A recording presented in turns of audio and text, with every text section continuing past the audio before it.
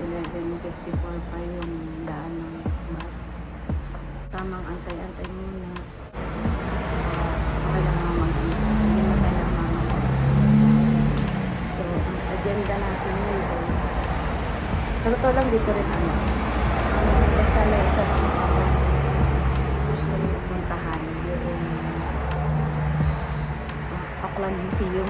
So, free lang naman pumunta doon. At makikita ko na pwede rin mag-video doon and mag-picnic. So why not visit? Wala rin naman akong ginagawa sa bahay. Nakatapos ko lang maglaba. Aga ko naglaba kasi maga akong gumising kanina dahil papasok si baby ay yung kailangan nyo mag-almusal. So syempre prepare tayo. Naglaba na din ako, no? And then, ayun nga, naisip ko, kala muna, para kahit pa paano naman, may napupunta tayo dito, may nagagalaan tayo, ano. So, ilang months na ba ako dito? 6 months na ako dito. And, kaya hindi rin naman ako masyadong makagala kami.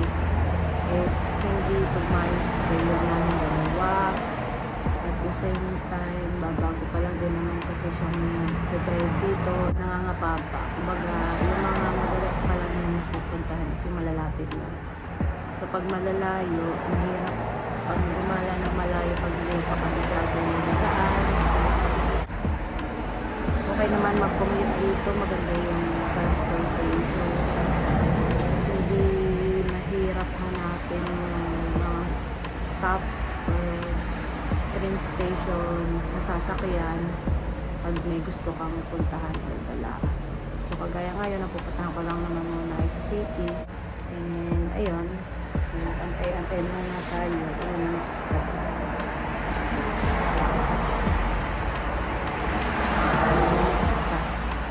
Bilis na yung 15 minutes.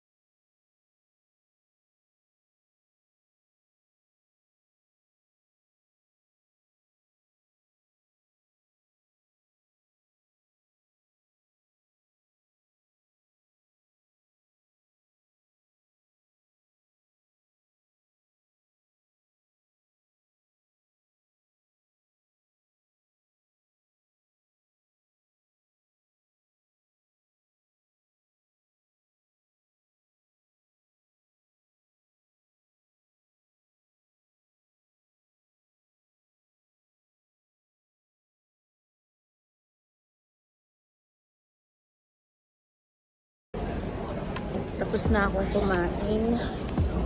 And then, pupunta na ako dun sa Auckland Art Gallery. So, 12 minutes away. So, lalakadin lang natin. Malapit lang naman siya. So, let's go.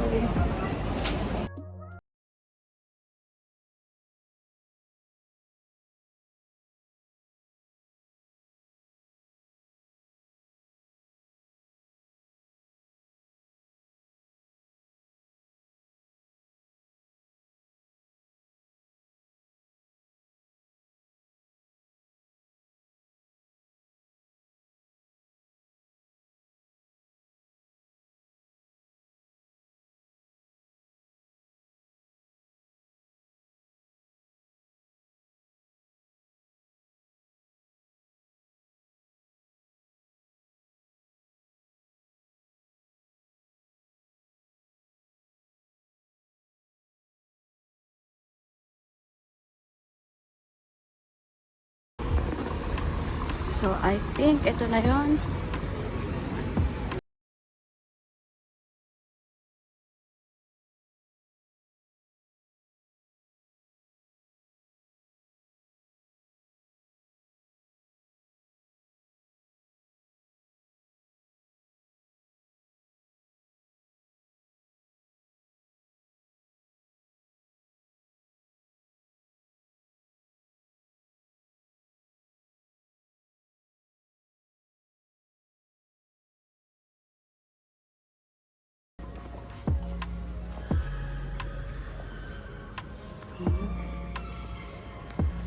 Parang nasa ibang mundo.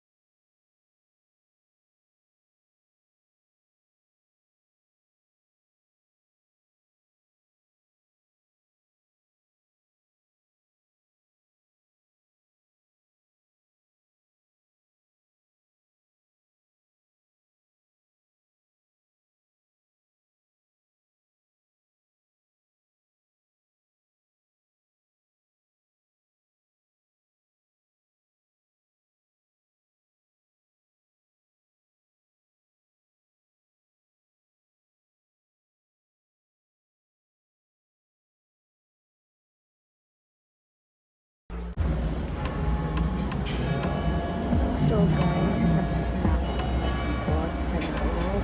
And 3 p.m. na. Pa ako dahil maantay na sa pag-ibig. Pero naglag pa ako dito doon sa may place. So papahinga lang kasi nakapagod ng nilakad. At kape-kape para makang aesthetic lang.